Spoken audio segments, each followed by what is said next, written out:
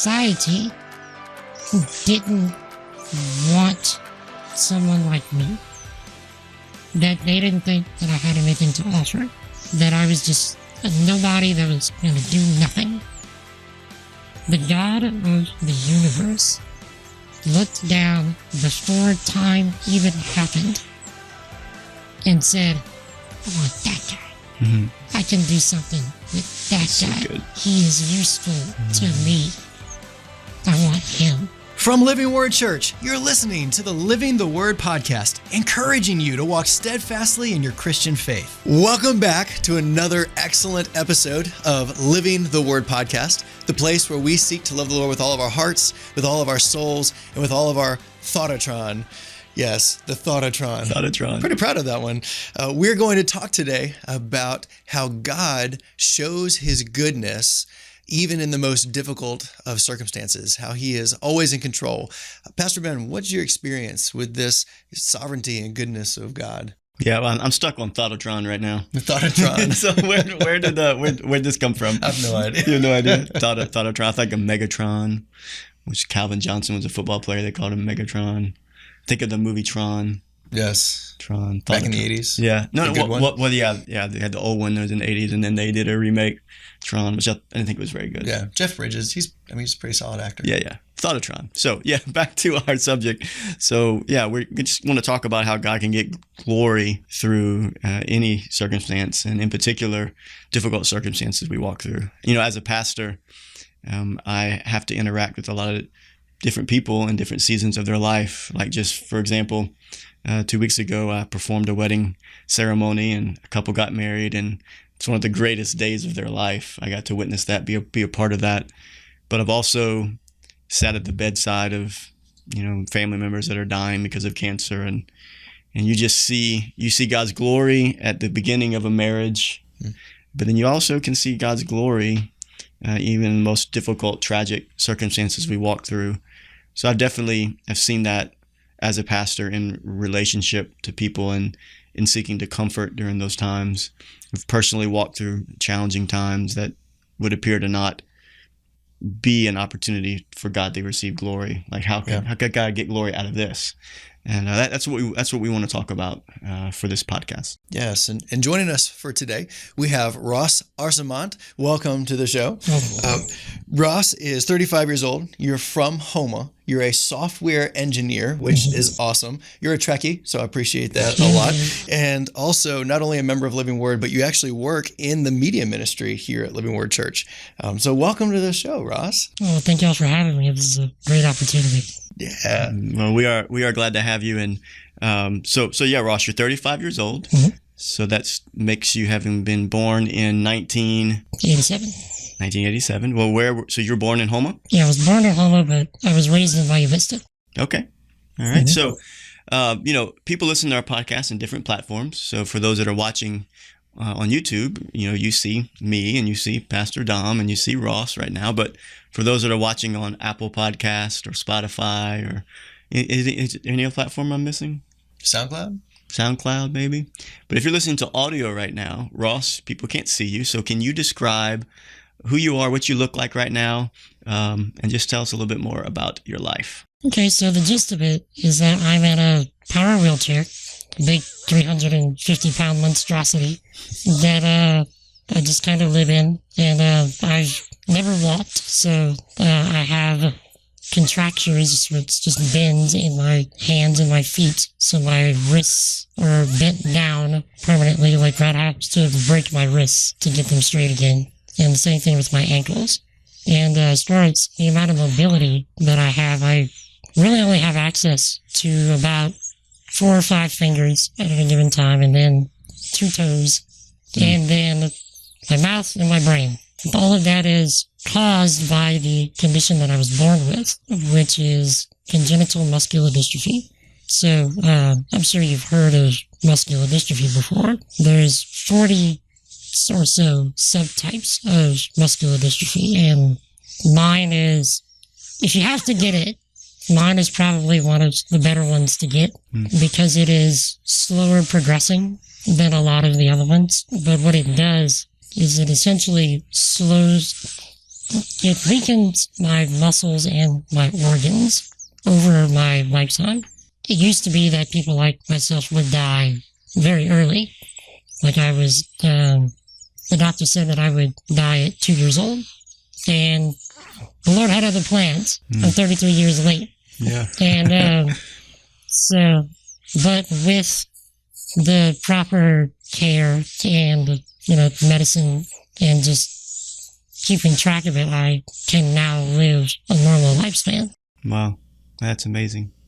So tell us, I remember we were talking a little bit a day or so ago about how you at maybe 2-3 years old, you were able to scoot around a little bit. But that was pretty much, you've never walked ever, right? Right. Yeah. And so what I would like to do is first of all, thank you for sharing that. I'd like our listeners to kind of understand a little bit more what your life would be like. What's an everyday life look like for Ross as he's living his life? We live the hustle and bustle, right? We are blowing and going. I get up at 5:30 in the morning, and I get up and start getting the kids ready by 6:30, and we're getting out the house, getting them to school, and mobility is a big part of our life. And you just described immobility is a big part of your life, and dependence is a big part of your life. And so I want our listeners to kind of feel what's it like for Ross to live. We know what it's like for us who are hyper mobile. We get in our vehicles and we drive 5 miles over the speed limit if we're good. Tell us what your life looks like from when you wake up until you go to bed. I know there's a lot of details there. Maybe not to go through every detail, but just give us a general picture. Sure. You say, like you get up and you're, ripping and roaring, and that's not terribly different for me. Yeah. It's just, you say that I live a life of immobility.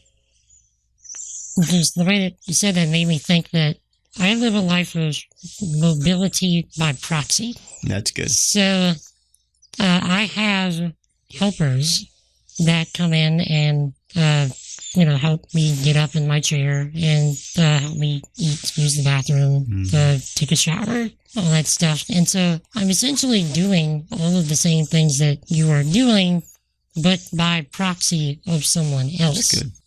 And so just a normal day is I get up at 6:30, and my morning medical routine takes somewhere between an hour and a half and 2 hours before I can actually get in my chair and start doing something. So what's that medical routine you go through? So, generally speaking, just I have to take a breathing treatment that's combined with a lot of a vest that shakes me really hard in order to keep the stuff in my lungs from sticking and settling.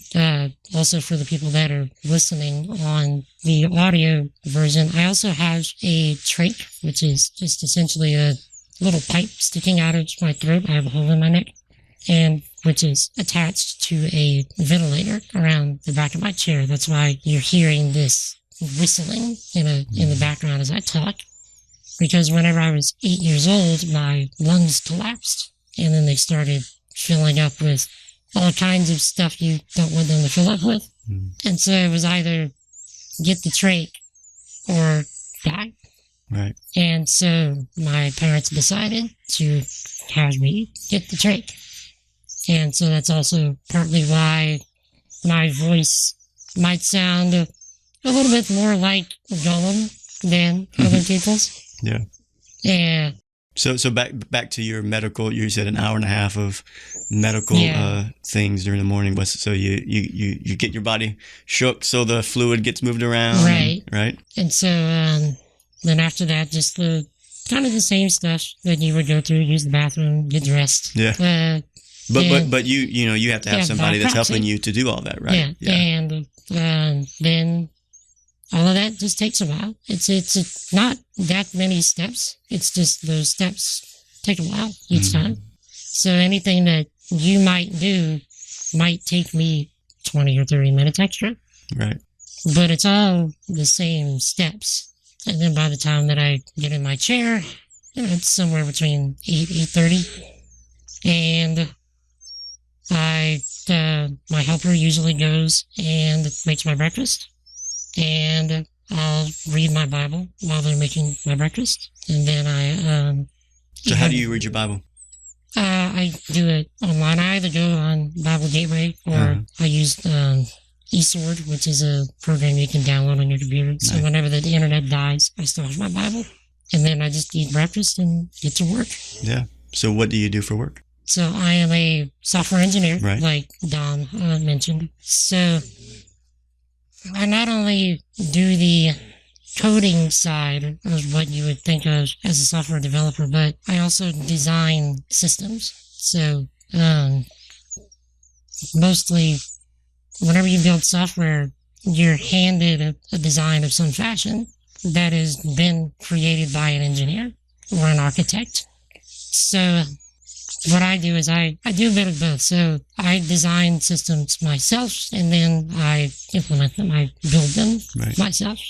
And then in the evenings on the side, I also do live streaming on Twitch, which is where I get to interact with people online. I get to hang out with them. I teach them how to do software and just spend time with them. That's where the Lord has me to reach people. That's my mission field. That's how I go out.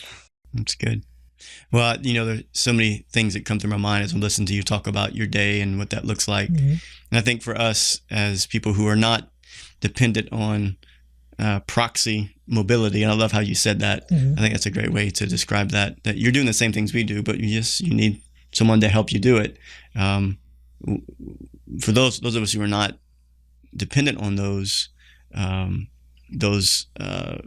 people to help us in our everyday life, we can take for granted the things that we do. Like, it's just, we don't take thought into, hey, I just get in my car and I go somewhere, or I get up and I fix my own breakfast, and I get up and I, go and open my Bible and I read it, and I don't need somebody by proxy to help me. And I just think hearing somebody like yourself, who, as we're going to get through some more of this podcast, you're going to start talking about, some of the perspectives that you have. I think it's just such an encouraging thing to really think about. It's a challenging thing for us. So thank you for sharing that. I think it'd be good, maybe we could talk about, you've talked about, when you were born, how you were born, the limitations through your disability, but how you're still active and mobile, and you have a career and a job, and it's so awesome to see that. But I know it's not always been easy. And as a 35-year-old man, you're a 35-year-old man. Like you emotionally, mentally, you're just like any other man. And so what has it been like? What have been the challenges emotionally and mentally that you've had to walk through because of the challenges that you have? Well, it's interesting you bring it up like that, because with really any disability that you deal with, there is the physical aspect of disability. There's a physical model of disability, the things that you see, that you can actually observe. And then there is the social model of disability. And I think it's safe for me to say, a lot of people with disabilities, the social model of disability is more oftentimes the more restrictive aspect of it than the physical model of disability. Because socially, and this has gotten better as I've gotten older, but this is still very much a thing, that whenever people see someone like myself, there is a general notion of, oh man, that he's going through it. He's having a hard time. He's living a life of suffering and anguish, and that's not the case. That I'm just living my life. I'm doing it sitting down. But at the same time, the social aspect of it is that there is a lot of assumption that people with disabilities don't have anything to offer, that they are limited. Their physical limitations also limit their potential output of, benefit to the world and to, individuals just personally. And when there again, it's just not the case, and it limits the amount of opportunities that people like myself have to get a job, to say get married, to find lasting and meaningful friendships, to just connect with people in general, because the assumption is that person doesn't have anything to offer. And so that's where a lot of the struggle for me has been, throughout my life. Not so much the physical aspect of it, but the social.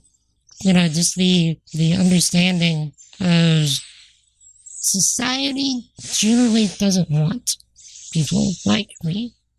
And then growing up as well, being actually told to my face things like, you're not going to be anyone, you're not going to do anything meaningful, you're not going to have friends, you're not going to get married, you're not going to get a job, you're just going to live a life of inadequacy, mediocrity, and nothingness. I'm sure, you're aware, you get told something enough times, you eventually believe it. And there is a lot of lies that you have to get over, that the Lord has to break. That's not something that really you can do on your own. The Lord has to break these things. And for me, a big part of that happened at salvation for me, because I was saved on August 5th, 2001. So I was about 14 years old. And on that day, whenever there was an altar call at the church that I was going to, my parents went out to the altar to be saved, and they had told me beforehand that they were going to do that. And they said, this is your choice. You don't have to come up with us. This is between you and God. And so whenever they went, I didn't plan on going. And I was like, I'm just going to feel this out. I'm going to see where it goes. I need to understand this a bit better, because there had been people that had been pouring into me up to that point. But I wasn't ready. But God had other plans.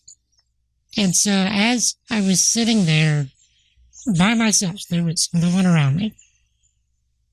I was like, I'm not going to go. I'm just going to keep, thinking this through.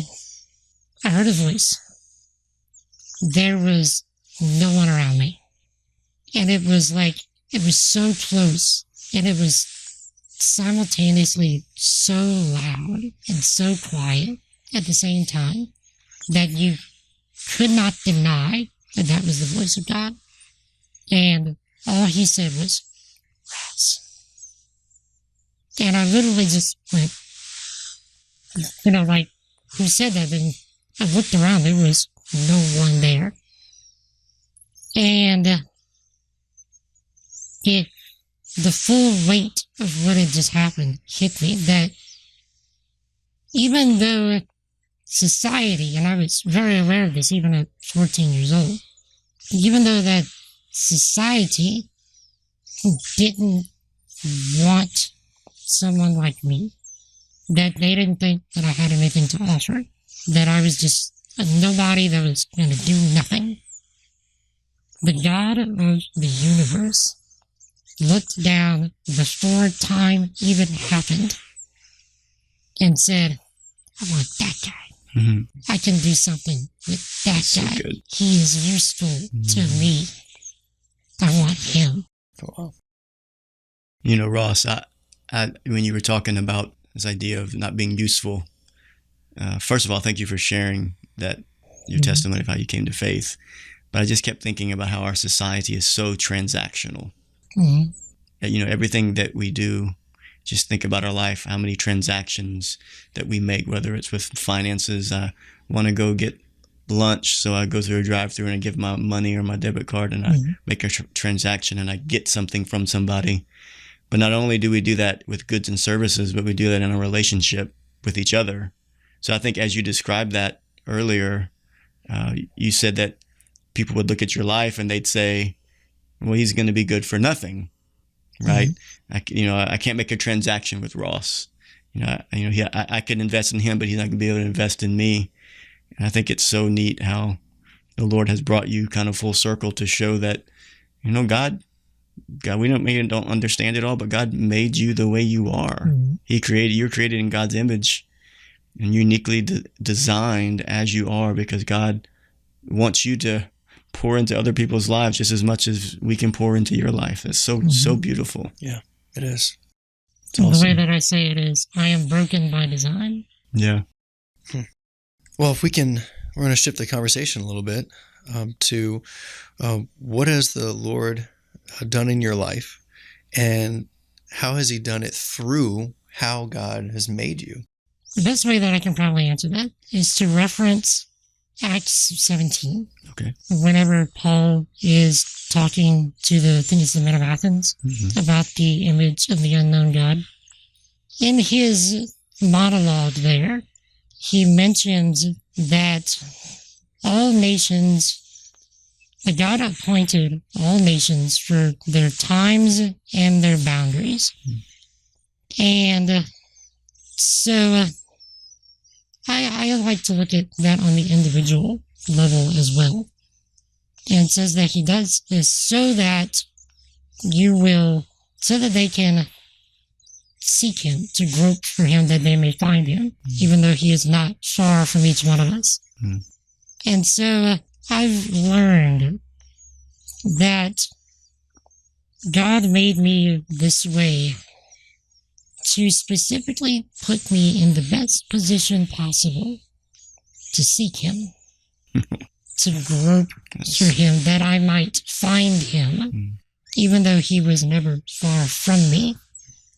And that's the case with a lot of our, what we would consider suffering. That's the Lord's using this to be like, hey, I'm right here. I'm right here. You feel like you're in the dark, grope, just reach a little bit. I'm right here. That was a big thing. And that in and of itself kind of leads into John 9, which the disciples asking, why was the man born blind? And Jesus said, so that the works of God could be revealed in him. So essentially we are groping, we're seeking, we're reaching so that we can find God. And because he's already reaching out to us, he always initiates. And so that once we make that decision to reach, even though he's already reaching first, then we can give him permission, essentially, to do his work. Because the way that I've observed through Scripture that God works is that God starts the work, we line up to what God's doing, and then he finishes it. That's so good, Ross. Can you repeat that? Yeah. God starts the work. God starts the work. Man lines up to what God is doing, and then God finishes the work. That's so good, brother. Can I steal that for a sermon? Absolutely. Like what I hear you guys talking about, as you're talking about how society would see you as not being able to offer anything, and Ben talking about a transactional world, like you're describing grace.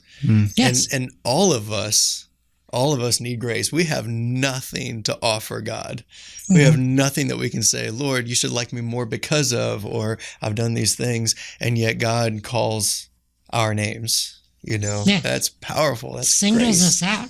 Yeah.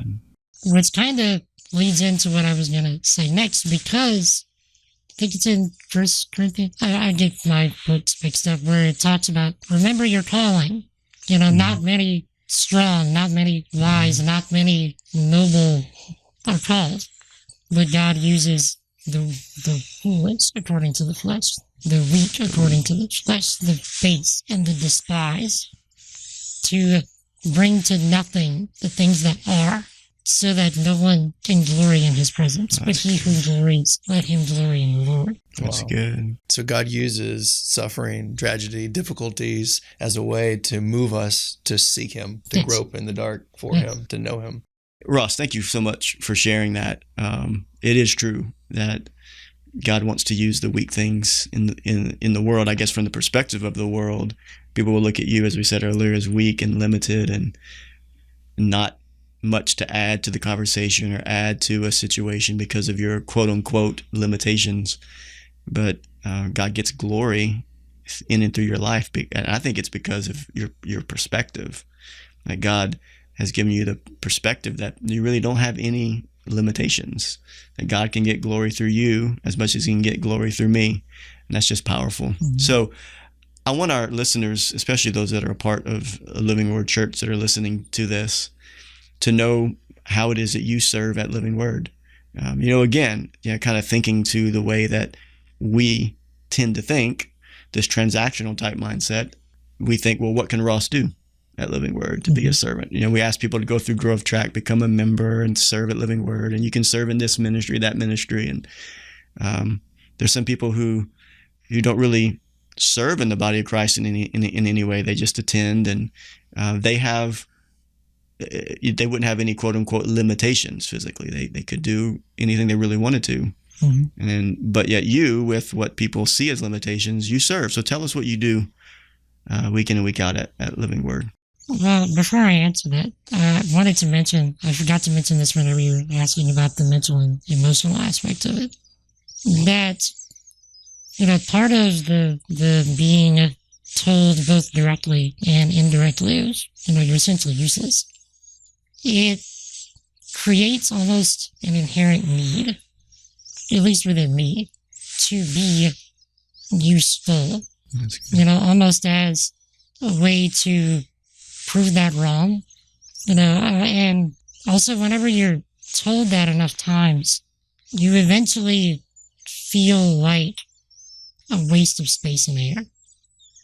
And so, that's to serve, to be useful is the best way, for me at least, to combat that, to actually feel like, hey, my existence is, worth something. God did give me abilities to do something.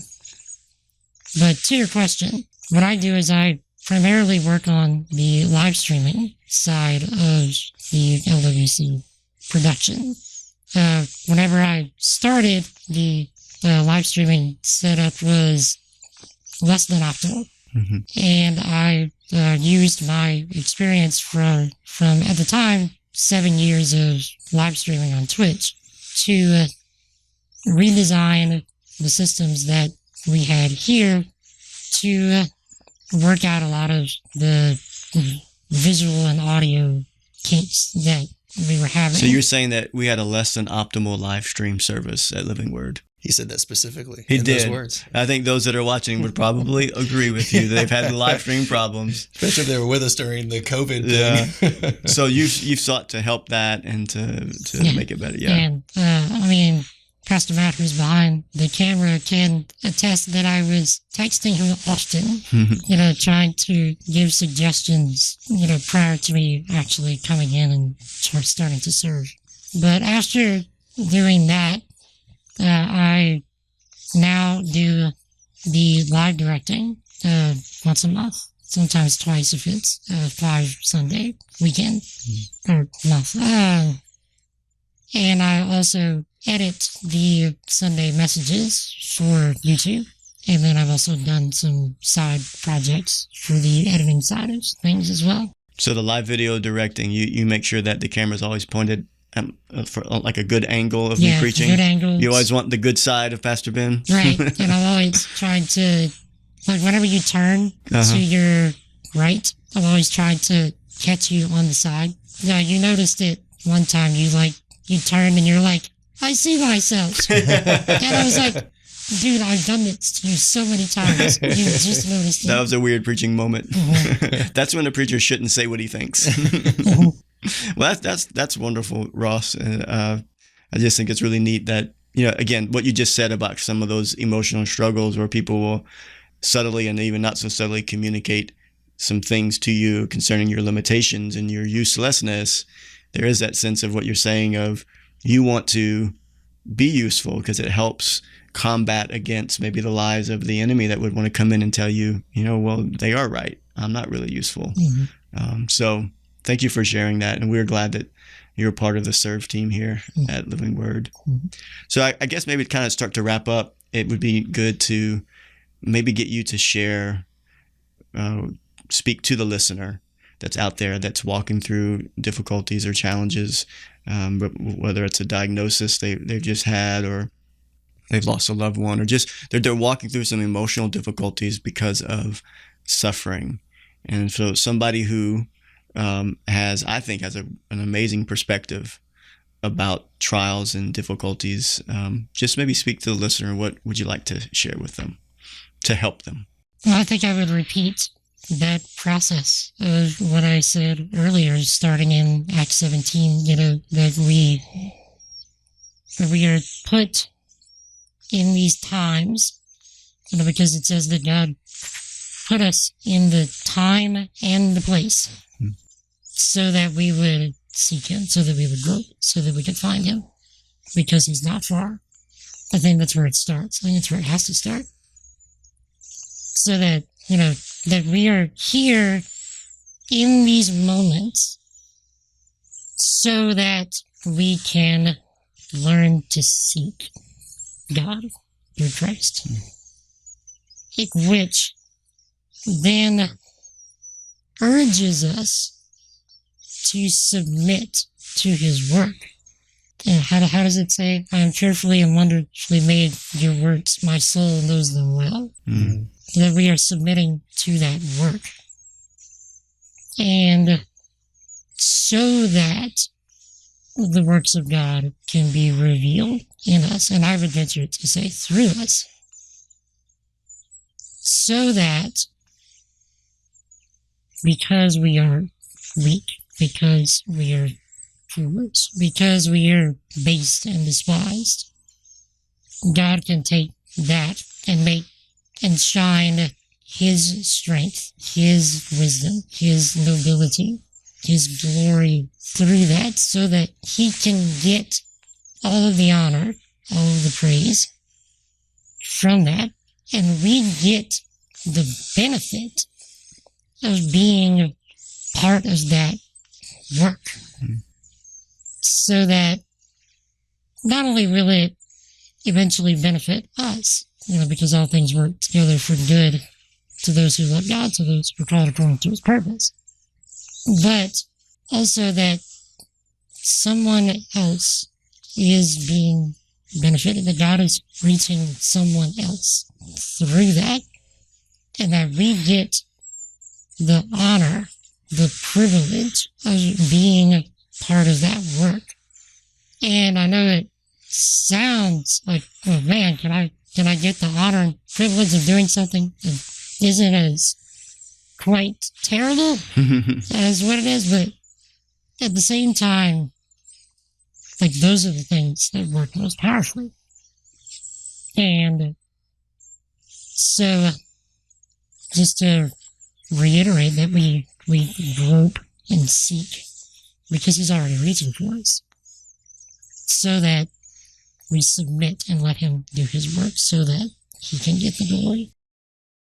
What I hear over and over again through the words you're saying is that it's really not about us. It's not. Yeah.